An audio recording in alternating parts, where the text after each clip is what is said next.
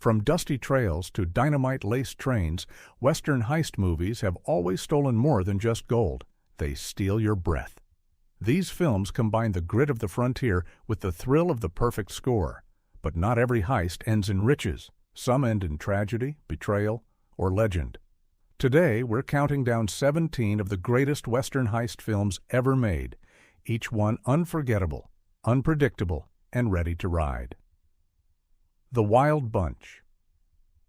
In a world where time is slipping away and the Old West is dying, a gang of aging outlaws plans one last big score. Sam Peck and Puzz. The Wild Bunch isn't just a Western, it's a slow-motion elegy drenched in blood, betrayal, and brotherhood.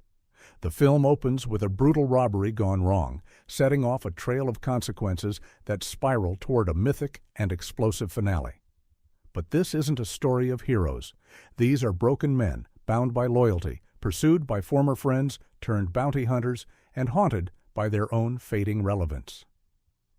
Every bullet counts. Every decision is final.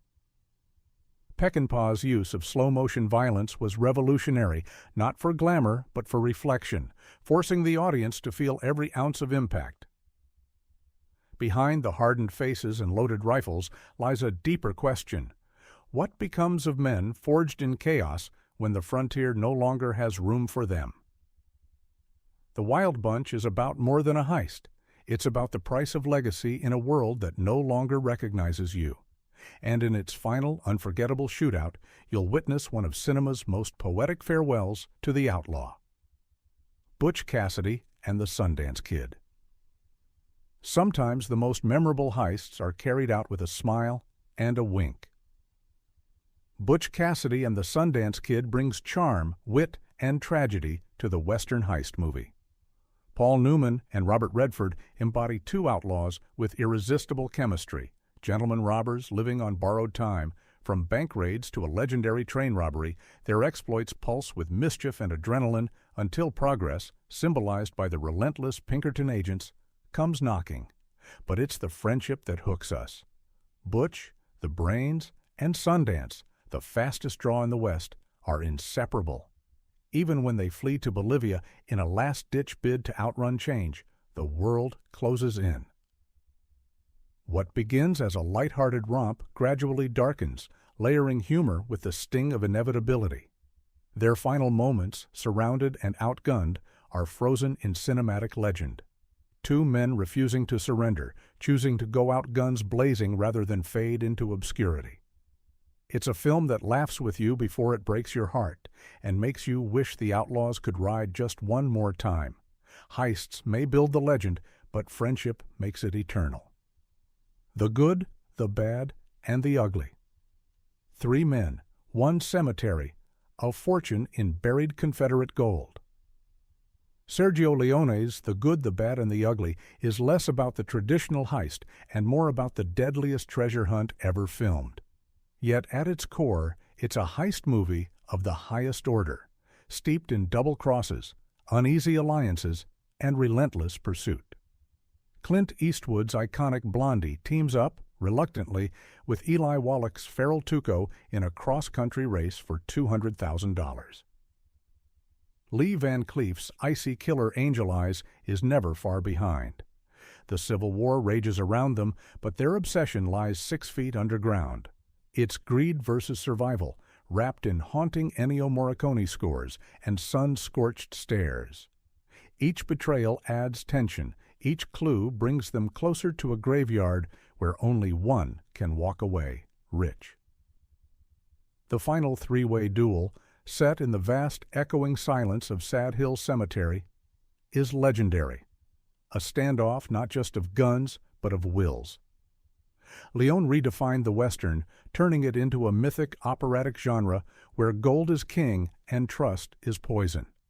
This isn't just a heist, it's a war of personalities set against the backdrop of an America devouring itself. When the dust clears, you'll remember the silence just before the gunfire. The Assassination of Jesse James by the coward Robert Ford. Don't let the slow pace fool you. The Assassination of Jesse James is one of the most emotionally devastating heist films ever made. Its haunting beauty lies not in gunfire, but in psychological tension. Brad Pitt's Jesse James is no longer the reckless young outlaw. He's a paranoid, mythic figure nearing the end, hiding behind charm and cruelty, watching his gang dissolve after a series of train and bank heists. Enter Robert Ford, played with eerie intensity by Casey Affleck, a fan-turned-traitor. He joins the James gang, idolizing Jesse, craving his approval. But the line between admiration and resentment blurs. As the outlaw's paranoia grows, so does Ford's fear. And when the gang plots another robbery, the looming betrayal thickens like smoke before a gunshot. The film's title gives the ending away, yet you watch in dread. Because this isn't just about Jesse's fall, it's about the erasure of legend. Ford kills the man he once worshipped, then spends the rest of his life hunted not by lawmen, but by shame. Every robbery here is shadowed by guilt. Every whisper carries weight. The assassination of Jesse James turns the Western heist into a requiem, for legends, for loyalty, and for the price of envy. The Great Train Robbery. It lasts only 12 minutes, but The Great Train Robbery changed cinema forever. Considered the first narrative film, this silent Western heist kick-started everything we love about the genre: masked bandits, daring thefts, horseback chases, and frontier justice. Directed by Edwin S. Porter, the film was a revelation in 1903, blending groundbreaking editing techniques with thrilling storytelling. The plot is simple. Outlaws rob a train, hold the passengers hostage, and escape with the loot, only to be hunted down and killed by a posse. But its impact? Monumental. This was the first time audiences saw action cut between locations, close-ups that added emotional depth, and a gun pointed straight at the camera in the shocking final shot. Though primitive by today's standards, the film delivers tension, urgency, and visual flair. It wasn't just a movie, it was an event. Viewers screamed, ducked, and cheered as if witnessing real violence. The Western heist was born in that moment, with dusty trails, stolen riches, and galloping justice etched into cinematic DNA. Every train robbery filmed since owes a debt to this one. It's a time capsule of innovation, a reminder that even the simplest story can trigger a revolution. Django. Dragging a coffin through the mud, Django doesn't just enter town, he crashes through cinematic history. Sergio Corbucci's Django is a gritty spaghetti western soaked in violence, vengeance, and an unforgettable gold heist. Played by the stoic Franco Nero, Django is a man of few words but many secrets. And in that mysterious coffin, not a corpse, but a machine gun, the most explosive equalizer in the West. Django inserts himself between two warring factions, racist ex-Confederate soldiers and a group of Mexican revolutionaries. But he's not there to play sheriff, he's there to steal gold. A hidden stash inside a monastery sets off a treacherous series of double crosses, betrayals, and shootouts that spill across graveyards and quicksand. What makes Django so unforgettable is its rawness. It's not polished like Leone's westerns, but it's angrier, dirtier, more dangerous.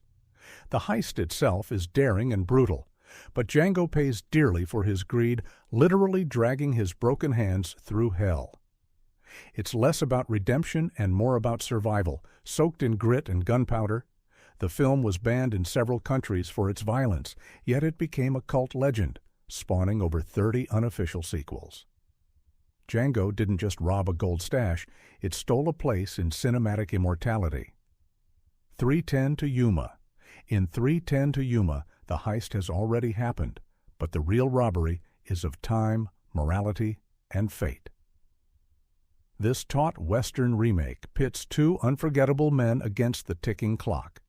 Christian Bale plays Dan Evans, a wounded Civil War veteran and struggling rancher offered a chance to earn cash by escorting a notorious outlaw, Ben Wade, played with magnetic menace by Russell Crowe, to a prison-bound train.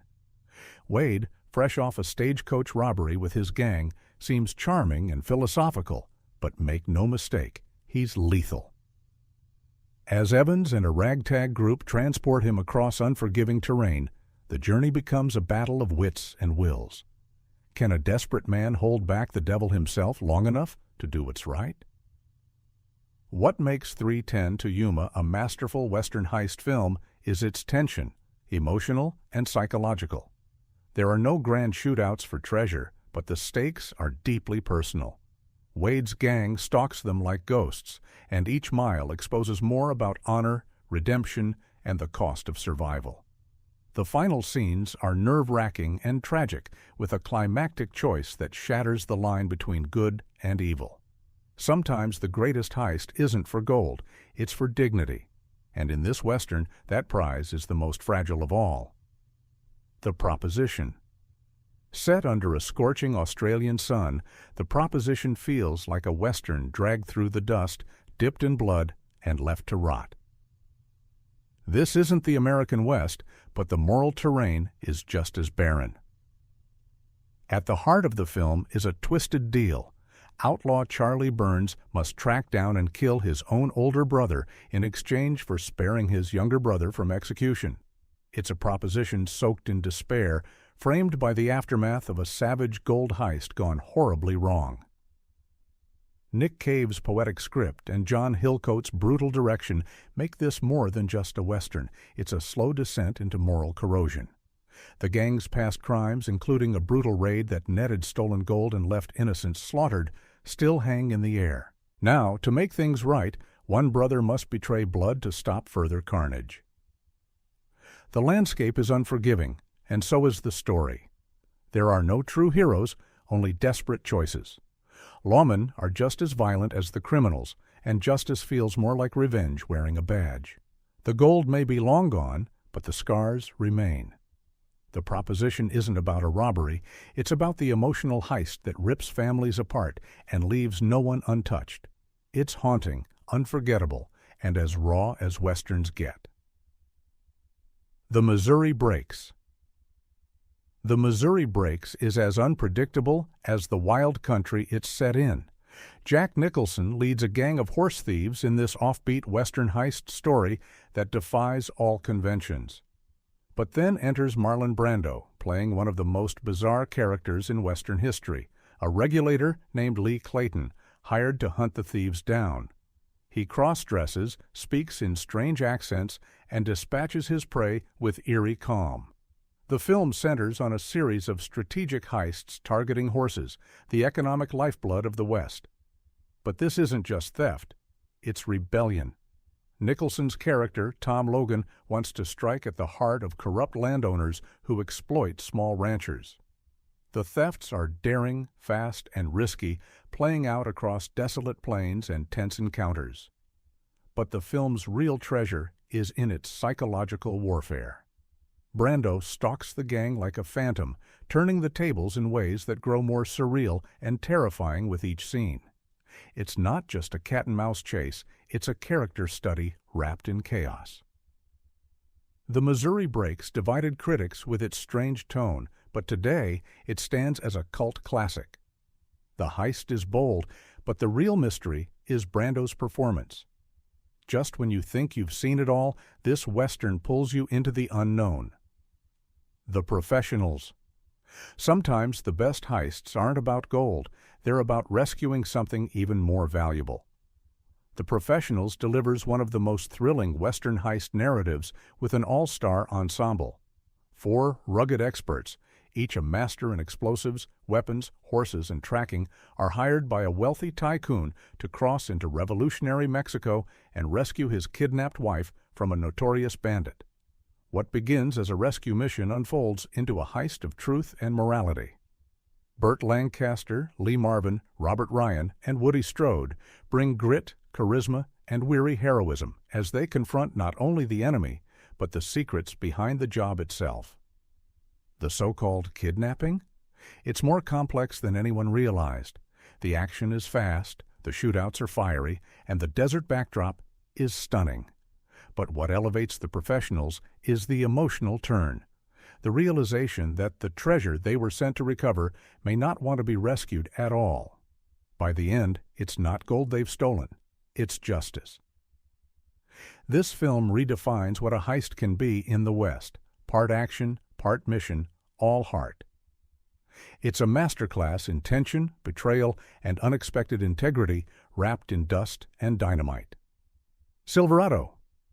Before Tarantino made Westerns cool again, Silverado arrived as a full-throttle revival of classic Western tropes, with a fresh twist.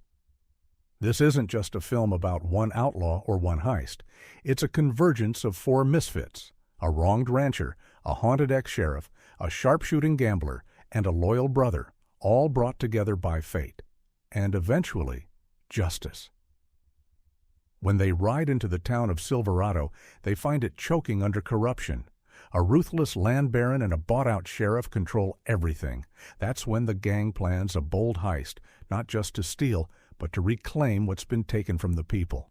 The jailbreak, wagon ambushes, and precision strikes unfold like clockwork, with slick editing and explosive action. What makes Silverado so compelling is its heart. These characters aren't perfect, but they believe in something. Their heist isn't for gold, it's to reset the balance. With a cast including Kevin Kline, Scott Glenn, Danny Glover, and a scene-stealing young Kevin Costner, the film pulses with energy and charm. This is the kind of Western that grabs you with its style, hooks you with its soul, and leaves you cheering for outlaws who may just be the last honest men left in a crooked frontier. Oneeyed Jacks. Oneeyed Jacks is a Western heist film bathed in betrayal and regret, directed by none other than Marlon Brando himself.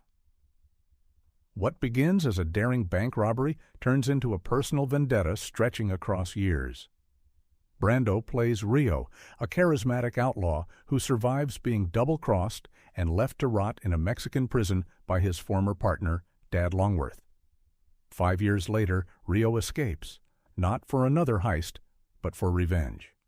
Longworth, now a respected sheriff in a quiet California town, has reinvented himself as a pillar of justice. But Rio's return drags skeletons out of every closet.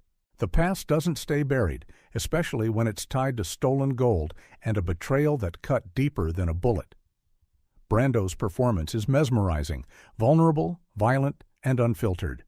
His direction leans into the psychological, focusing more on emotion than spectacle. But make no mistake, the shootouts still crack and the tension simmers like a kettle ready to blow. One-Eyed Jacks feels like a Shakespearean tragedy in cowboy boots. The heist may happen early on, but its aftershocks ripple through every scene. It's not just about stolen money. It's about what happens when trust is the thing that gets robbed. A Western where vengeance is the real loot. Hell or high water. In Hell or High Water, the West isn't dead. It's just drowning in debt. This modern-day Western heist masterpiece captures a raw, angry America where two brothers rob banks, not for greed, but for survival. Chris Pine plays Toby, a divorced father fighting to save the family ranch from foreclosure. Ben Foster is his hot-headed ex-con brother Tanner, who sees the robberies as both duty and thrill. Their plan is meticulous, only small branches of the very bank trying to take their land. No marked bills, no large sums. It's a desperate Robin Hood act for a vanishing class, and the tension ratchets up with every score. But as they edge closer to their goal, Jeff Bridges' aging Texas Ranger gets closer too, and he's not about to retire without one last chase. What sets Hell or High Water apart isn't just its action, it's its soul. This is a heist movie steeped in dust, despair, and quiet rage. You understand these men. You may not condone their crimes, but you feel the system that cornered them. The final confrontation is tragic, inevitable, and eerily calm, like the eye of a moral storm. It's a story of justice gone gray, where the heist isn't for riches, but for something far more fleeting: dignity. The Ballad of Buster Scruggs. Leave it to the Coen brothers to take a Western anthology and lace it with black comedy, poetic violence, and two unforgettable heist tales. In The Ballad of Buster Scruggs, the segments All Gold Canyon and The Gal Who Got Rattled stand out as heist adjacent, but each offers a meditation on greed, hope, and the brutal cost of risk. In All Gold Canyon, Tom Waits plays a scraggly prospector who digs through paradise, literally, for a hidden vein of gold. It's a solo heist against nature, time, and luck. But the moment he strikes pay dirt, danger strikes back. The tension builds silently, then snaps in a sudden burst of violence. It's a quiet, profound take on what we'll sacrifice to strike it rich. In The Gal Who Got Rattled, the heist is emotional. Trust, connection, and potential happiness are stolen by fate on a wagon trail where danger looms. Not all thefts come with bullets. Some come with silence and sorrow. The Coens prove that not all Western heists need banks or bandits. Sometimes the most devastating theft is of life's promise, stolen at the very moment it's within reach. This film reminds us that in the West, fate's aim is just as deadly as a six-shooter. The Treasure of the Sierra Madre. Before Tarantino, before Leone, John Huston gave us a Western that tore apart the very idea of gold lust. The Treasure of the Sierra Madre is a psychological heist movie wrapped in frontier clothes. Humphrey Bogart stars as Fred C. Dobbs, a down-and-out drifter in Mexico who teams up with two others to search for gold in the unforgiving Sierra Madre Mountains. They find it, more than they ever imagined. But as their sacks fill, so do their minds with suspicion. The real heist doesn't happen at gunpoint, it happens in the soul. Greed worms its way into their friendship, twisting loyalty into paranoia, and turning gold from salvation into a slow poison. What makes this film timeless is its unflinching portrayal of human fragility. The desert heat, the brutal terrain, the bandits, they're nothing compared to the darkness inside Dobbs. Huston doesn't glamorize the West. He exposes it. The infamous line, "We don't need no stinkin' badges," comes not from outlaws, but from desperate men on the edge of madness. By the end, the gold is lost to the wind, and what's left are broken men and bitter lessons. The Treasure of the Sierra Madre isn't just a Western heist. It's a cautionary tale about the cost of wanting too much. Pale Rider. Clint Eastwood's Pale Rider rides in like a ghost, silent, deadly, and righteous. Set in a mining town under siege by a greedy tycoon, this film is about a spiritual heist, a stolen way of life, and a mysterious preacher who comes to steal it back. With echoes of Shane and a touch of the supernatural, Eastwood plays a nameless avenger who defends a group of humble gold panners from corporate tyranny. The film's central heist is less about taking and more about protection. The miners are being bullied off their land, so a powerful baron can control a gold-rich territory. But then Eastwood arrives. Calm, enigmatic, and hell-bent on justice, he arms the people, plans their defense, and enacts retribution with eerie precision. There's a church bell in his saddlebag. His past is hinted at. Gunslinger, preacher, or ghost? We never know. What we do know is he's stealing something back: peace, land, dignity. And when the final showdown arrives, it's not just vengeance, it's a reckoning. Pale Rider doesn't need safe-cracking or train robberies. Its heist is of something bigger, the very soul of the West. And when the dust settles, the preacher disappears into the hills, like a spirit that only visits when justice has been forgotten. Bandolero, Bandolero is a heist western where the getaway is just the beginning. Dean Martin and James Stewart play outlaw brothers who rob a bank and barely escape with the loot, only to get tangled in a desperate flight across the border, dragging a reluctant hostage, Raquel Welch, and a pursuing sheriff behind them. Stewart, in a rare outlaw role, pretends to be a preacher to spring his brother from the gallows, pulling off a con that feels more clever than violent. Their flight into Mexico becomes more than just survival. Along the way, secrets, tensions, and forbidden romances begin to crackle beneath the surface. The real tension comes not from lawmen, but from the titular bandoleros, Mexican outlaws who view the gang as rich pickings. The hunted become the hunted. Suddenly, the gold they stole feels more like a curse than a blessing. Bandolero is stylish, bittersweet, and full of surprising heart. It's not about perfect heroes or clean getaways. It's about people running from what they've done and towards something that may not even exist. The final moments are tinged with tragedy, reminding us that in the West, no heist comes without a price. In the West, the real treasure was never the gold. It was the story left behind. From classic gunfights to modern desperation, these 17 films prove the heist genre still has fire in its chamber. If you enjoyed the ride, hit like, subscribe, and saddle up for more cinematic gold every week.